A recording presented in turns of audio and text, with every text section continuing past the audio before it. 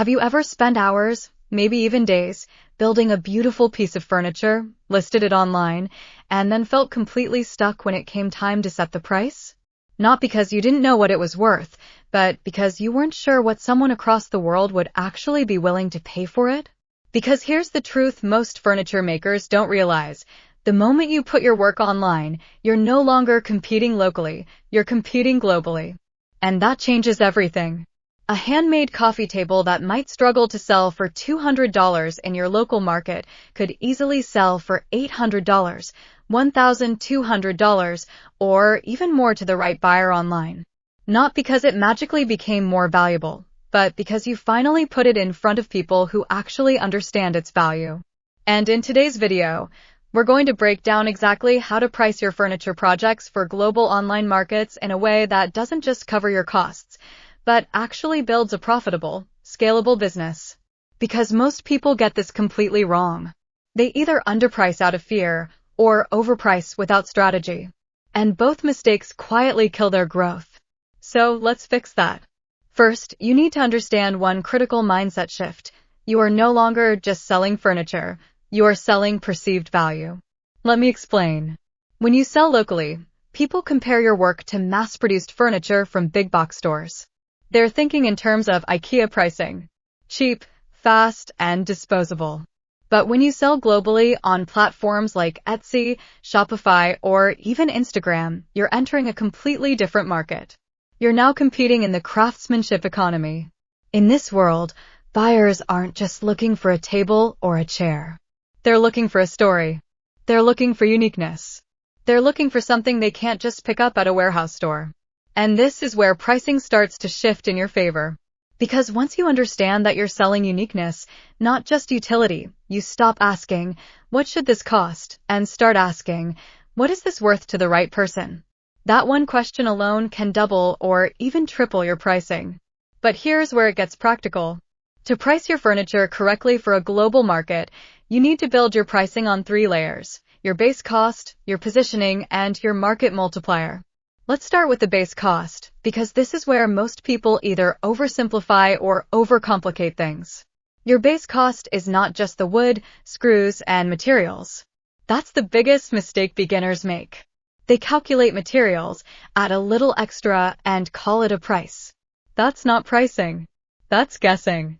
Your real base cost includes 3 components: materials, labor, and overhead.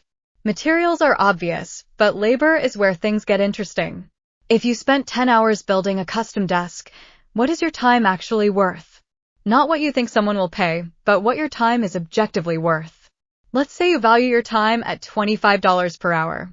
That's $250 in labor alone. Now add materials, maybe $150. Then overhead, tools, electricity, workspace, platform fees, let's say another $50. Now your true base cost is already $450. And here's the problem.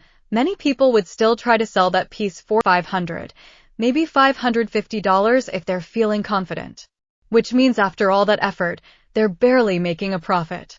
And that's exactly why so many talented furniture makers burn out. Not because they aren't skilled, but because they're underpaid. Now here's where the second layer comes in: positioning. Positioning is what transforms your product from just another piece of furniture into something premium. Think about it like this. 2 people can sell the exact same wooden table online. Same materials. Same dimensions. Same craftsmanship. One sells it for $300. The other sells it for $1,200. What's the difference? Presentation. Branding. Story. The second seller doesn't just upload a photo and write "wooden table for sale." They create an experience. They show the process. The raw wood. The transformation. The details. The imperfections that make it unique. They give the piece a name. They describe where the wood came from. How it was crafted. Why it's special. Suddenly, the buyer isn't just buying a table. They're buying a story they can put in their home. And here's the key insight. People pay more for things they feel emotionally connected to. So when pricing your furniture for a global audience, your positioning directly affects your price ceiling. If your listing looks like everyone else's, you'll be forced to compete on price. But if your listing feels premium, you can charge premium. Now let's move to the third layer, the market multiplier. This is where global pricing becomes really powerful. Different markets value craftsmanship differently. A handcrafted piece that feels normal in one country can feel luxury in another. For example, buyers in the US, Canada, Australia, and parts of Europe are often willing to pay significantly more for handmade, custom furniture, especially if it aligns with trends like minimalism, sustainability, or rustic design. So instead of pricing your furniture based on your local market, you price based on your target market. That's a huge difference. Because your goal isn't to sell to everyone, it's to sell to the right audience. Let's say your base cost is $450. Instead of adding a small margin and selling locally for $600, you position your product well and target a global audience. Now you apply a market multiplier, maybe 2x or even 3x depending on your niche and branding. Suddenly, that same piece is priced at $900 or even $1,200. And here's the surprising part. It often sells faster. Because higher pricing, when done correctly, can actually increase perceived value. Now, I want to tell you a quick story to bring this all together. A few years ago, there was a craftsman named Daniel who built custom wooden desks in his garage. Locally, he struggled to sell them for more than $300. People would negotiate, compare his work to cheap alternatives, and treat it like a commodity. He was frustrated, ready to quit. But instead, he made one change. He stopped selling locally and started selling globally. He created a simple online store, took high-quality photos, and started telling the story behind each piece. Where the wood came from. How each desk was handcrafted. Why no two pieces were the same. Then he raised his prices. Not slightly.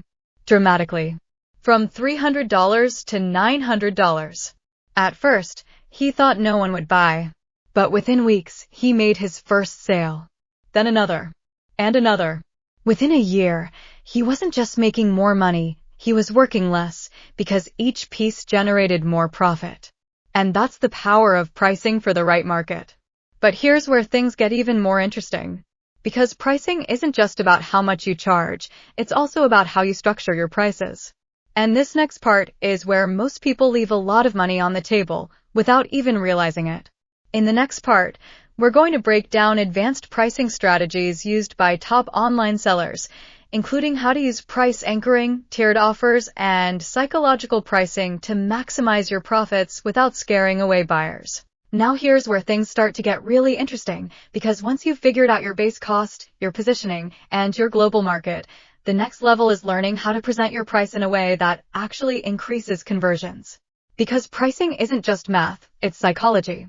And the first strategy you need to understand is something called price anchoring. This is one of the most powerful techniques used by high-level online sellers, and once you see it, you'll start noticing it everywhere. Here's how it works. Instead of showing your buyer just one price, you show them multiple options, and you intentionally make one of those options significantly more expensive. Why? Because the human brain doesn't judge value in isolation. It compares. So if someone sees a handcrafted desk for $900, they might hesitate. But if they first see a premium version of that same desk for $1,500 with added features, upgraded materials, or customization options, suddenly, the $900 version feels like a smart deal. Same product, same cost, but a completely different perception. This is why many successful furniture sellers don't just offer one version of a product. They offer tiers. A basic version, a standard version, and a premium version. Even if most people don't buy the premium option, its presence makes your mid-tier option far more attractive. And here's the best part. You don't need to dramatically change your production process to create tiers. Sometimes it's as simple as offering different wood types, custom finishes, engraving or personalization, faster delivery options. Small changes, big impact on pricing power. Now let's talk about another strategy that can quietly increase your revenue without increasing your workload: bundling. Instead of selling one piece of furniture, you create a package. For example, Instead of just selling a desk, you offer a workspace set, a desk, a matching shelf, and a cable management solution. Individually, these might sell for $900 total. But as a bundle, you price it at $1,200. Why does this work? Because bundles increase perceived value while simplifying the decision for the buyer. They're no longer thinking, should I buy this one item? They're thinking, this solves everything I need. And when you solve a complete problem, people are willing to pay more. Now here's another overlooked factor when pricing globally: shipping psychology. This is where many furniture makers unintentionally lose sales. Because large items like furniture come with high shipping costs, and if you present that cost incorrectly, it can scare buyers away instantly. Let's say your product is $800 and shipping is $200. That's a total of $1,000. But if the buyer sees that extra $200 added at checkout, it feels like a penalty, even though the total price is the same. So instead, many successful sellers build shipping into the product price and offer free shipping. Now the listing shows $1,000 with free shipping. Same total, completely different perception. And in many cases, conversion rates go up significantly. Because people don't like surprise costs. They like clarity. Now let's go even deeper, because this next concept separates beginners from professionals. It's called pricing for profit, not for comfort. Most people price their work based on what feels reasonable. They think, would I pay this much for this item? But that's the wrong question. Because you are not your customer. Your customer might value craftsmanship more than you do. They might have a higher income. They might be buying your piece as a statement item, not just a functional object. So instead of pricing for comfort, you need to price for sustainability and growth. Ask yourself this: does this price allow me to reinvest in better tools? Does it allow me to scale production if demand increases? Does it compensate me fairly for my time and skill? If the answer is no, your price is too low no matter how many sales you're making. Because volume without profit is a trap. Now let me tell you a quick continuation of Daniel's story, because this is where everything came together for him. After he started selling his desks for $900, he noticed something interesting. Customers kept asking for slight modifications, different sizes, cable holes, custom finishes. At first, he included these changes for free, thinking it would help him close more sales. But over time, he realized he was doing extra work without increasing his income. So he made another change. He introduced custom add-ons. $50 for a custom finish, $75 for size adjustments, $30 for cable management features. And suddenly, his average order value increased from $900 to over $1,100. Same base product, same marketing, more profit per sale. And this is something you can apply immediately. Don't just sell a product, create upgrade opportunities. Because some customers are willing to pay more, you just have to give them the option. Now before we wrap up, there's one final mindset shift that ties everything together. And it's this: you are not just a furniture maker. You are a global brand.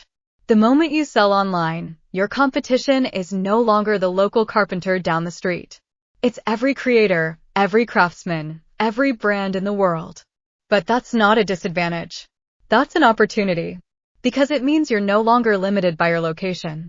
You're only limited by how well you position, price, and present your work.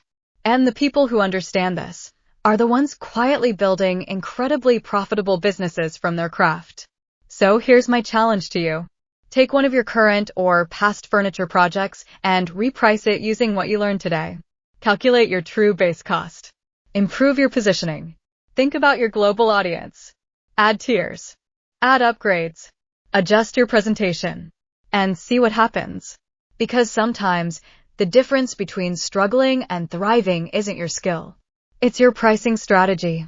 And if you found this video helpful, make sure to subscribe to the channel, because we break down strategies like this every week. Simple, practical ways to turn your skills into real income. Because at the end of the day, financial growth isn't just about working harder. It's about thinking differently and playing the game at a higher level.